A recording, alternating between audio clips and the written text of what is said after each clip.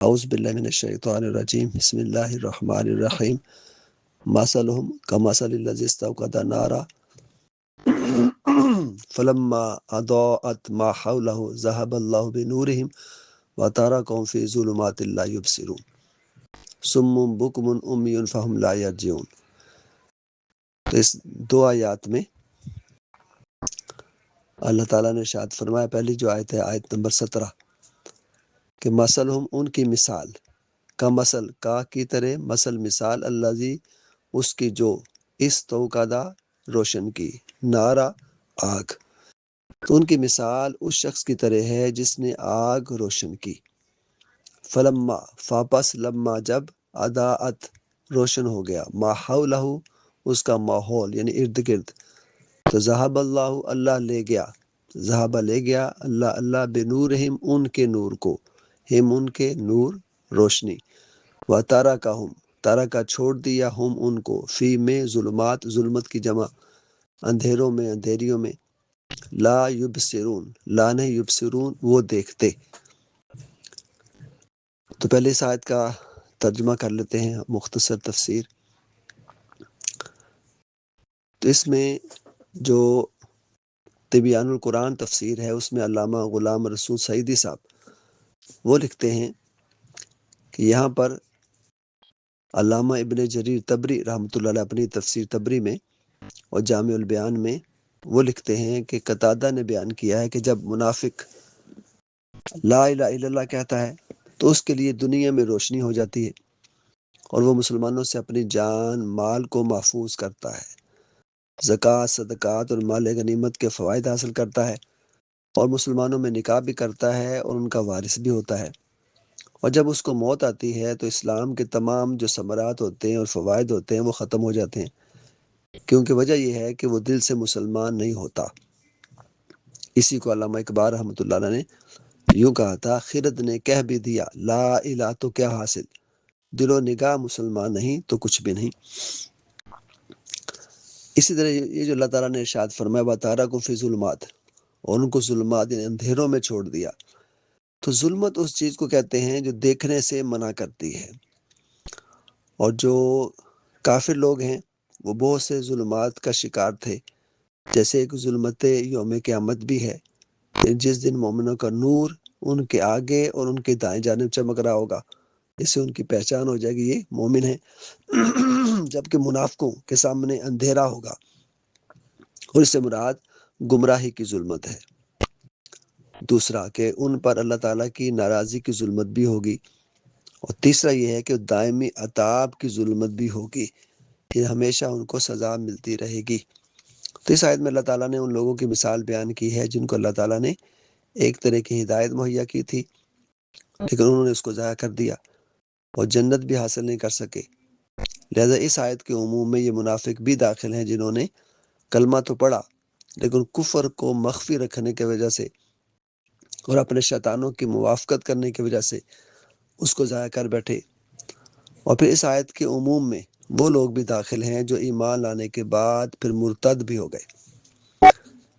اسی طرح اگلی آیت کریمہ میں اللہ تعالیٰ نے جو ارشاد فرمایا سم بکم عمی فہم لا یرجعون، سمن وہ بہرے ہیں، بکمن گونگے ہیں، عمی اندھے ہیں،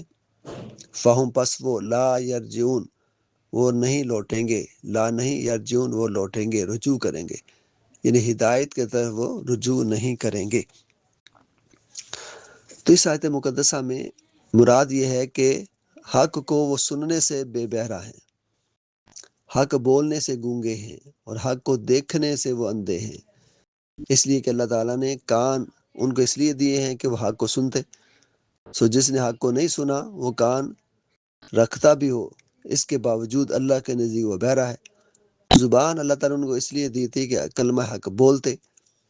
تو جب انہوں نے کلمہ حق نہیں کہا تو سو جس نے کلمہ حق نہیں بولا وہ خاص زبان رکھتا ہو وہ اللہ کے نزدیک گونگا ہے۔ اس لیے اللہ تعالیٰ نے آنکھیں تو اس لیے دی تھی کہ وہ حق کو دیکھتے، تو جس نے حق کو نہیں دیکھا وہ خواہ آنکھیں رکھتا ہو وہ اللہ کے نزدیک اندھا ہے۔ لہٰذا اب یہ لوگ اس ہدایت کی طرف نہیں لوٹیں گے جس کو وہ ضائع کر چکے ہیں، لہٰذا اب وہ اس گمراہی کو ترک نہیں کریں گے جس کو وہ اختیار کر چکے ہیں۔ اسی چیز کو کسی شاعر نے یوں کہا تھا کہ دو رنگی چھوڑ دے، یک رنگ ہو جا، سراسر موم یا پھر سنگ ہو جا۔ اور کسی اور شاعر نے یوں بھی کہا تھا، حقیقت چھپ نہیں سکتی بناوٹ کے اصولوں سے، اور خوشبو آ نہیں سکتی کاغذ کے پھولوں سے۔ ہم انہی دو آیات کی تفسیر کرتے ہوئے تفسیر منہاج القرآن میں سورہ البقرہ کے حوالے سے شیخ الاسلام پروفیسر ڈاکٹر محمد طاہر القادری صاحب نے بیان کیا ہے، اور اس میں لکھا ہے، اور اس میں اپنی تحقیق پیش کی ہے کہ مجموعی طور پر منافق دو قسم کے تھے۔ ایک وہ جو دل سے کفر ہی پر قائم تھے اور صرف زبان کی حد تک وہ دعویٰ ایمان کرتے تھے۔ اب انہوں نے اپنے تعصب اور اناد کی بنا پر اسلام کو سرے سے قبول ہی نہیں کیا تھا، گوئے قطعی منکر تھے۔ اور دوسرے وہ تھے جو ایمان تو قبول کرتے لیکن اسلام کی راہ میں پیش آنے والی مشکلات سے گھبرا کر اور اپنے مظلومہ جو مفادات ان کے تھے ان کو معرض خطر میں دے کر پھر وہ اسلام سے دستبردار ہو جاتے۔ لہٰذا ان کا دل ایمان لانے کے لیے تیار ہوتا، مگر ہمیشہ مفادات اور خطرے ان کے آڑے آ جاتے،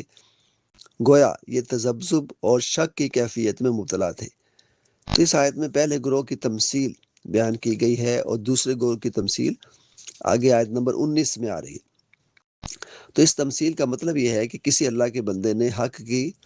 جو آگ تھی وہ روشن کی، اور اس کے نور سے سارا گرد و نواح منور ہو گیا۔ اب ایک تفسیر کے مطابق ایک معنی اس کا یہ ہے کہ اس سے مراد سرور کائنات حضرت محمد مصطفیٰ صلی اللہ علیہ وسلم کی ذات گرامی ہے، چونکہ صحیح بخاری کی روایت میں ہے کہ حضور نبی کریم نے ارشاد فرمایا کہ مثلی کمثل رجل استوقد نارا، میری مثال اس شخص کی مانند ہے جس نے آگ جلائی۔ آپ صلی اللہ علیہ وسلم نے اسلام کے پیغام اور اپنے نور تبلیغ سے زندگی کے تمام ماحول کو روشن کر دیا، حق کو باطل سے، خیر کو شر سے اور نیکی کو بدی سے نمایاں کر دیا، اور وہ احوال حیات جو شب تاریک کی معنی ظلمتوں اور گمراہیوں کا گہوارہ تھے، حضور نبی کریم صلی اللہ علیہ وسلم کے مہیا کردہ نور ہدایت سے وہ چمک اٹھا اور ہر طرف پیغام حق کا اجالا ہو گیا۔ جو اہل نظر اور ارباب دانش تھے ان پر ساری حقیقتیں آشکار ہو گئیں، لیکن وہ منافق جو ہوا اور حفظ کی پرستش میں سب سے آگے جا چکے تھے، باوجود ہدایت کی روشنی کے وہ حقیقت کو نہ پا سکے، لہذا انہوں نے اس نور ہدایت کو ٹھکرا دیا اور تعصب اور اناد کے پردے اٹھا کر حق و صداقت کا روشن چہرہ دیکھنے سے انکار کر دیا۔ تو جب انہوں نے از خود گمراہی کو ہدایت پر اور ظلمت کو روشنی پر ترجیح دی اور نور حق سے منہ پھیر کر کفر و دلالت کی تاریکیوں کو پسند کیا، تو اللہ تعالیٰ نے ان کا نور بصارت سلب کر لیا، یعنی انہیں حسب خواہش گمراہیوں اور ظلمتوں میں بھٹکنے دیا۔ تو جنہوں نے اس نور سے اکتساب فیض کیا تھا وہ منزل مراد کو پا گئے، اور جو اس کے منکر ہو گئے وہ کفر کی ظلمات میں بھٹکتے رہے۔ یہاں اسم یہ جمع ہے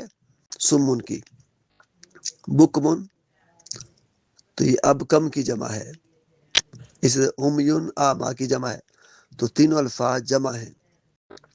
سمن اسم کی، بکمن ابکم کی اور امیون آما کی۔ ان کے معنی یہ ہیں کہ سمن سے مراد بہرا، بکمن سے مراد گونگا، امیون سے مراد اندھا کے ہیں۔ لہذا ان کی گمراہی اور قبول حق سے انکار کا یہ عالم ہے کہ ان کے کان حق کی بات سننے سے قاصر ہیں، ان کی زبانیں حق کہنے سے عاری ہیں، اور ان کی آنکھیں حق کو دیکھنے سے محروم ہیں۔ اور یہاں پر حضرت مولانا نعیم الدین مراد آبادی رحمۃ اللہ علیہ وہ خزائن العرفان میں اعلیٰ کنز ایمان تو وہ خوب لکھتے ہیں کہ یہاں پر مذکورہ جو تمثیل ہے اس کی وضاحت میں وہ خوب نقطہ بیان کرتے ہیں کہ جنہوں نے اظہار ایمان کیا اور دل میں کفر رکھ کر اقرار کی روشنی کو ضائع کر دیا، اور وہ بھی جو مومن ہونے کے بعد پھر مرتد ہو گئے، اور وہ بھی جنہیں فطرت سلیمہ عطا ہوئی اور دلائل کی روشنی میں انہوں نے حق کو واضح کر دیا، مگر انہوں نے فائدہ نہ اٹھایا اور گمراہی اختیار کی، اور جب حق سننے، ماننے، کہنے اور راہ حق دیکھنے سے معروم ہوئے تو کان، زبان، آنکھ سب بیکار ہو گئے، تو اس سے پتہ چلتا ہے کہ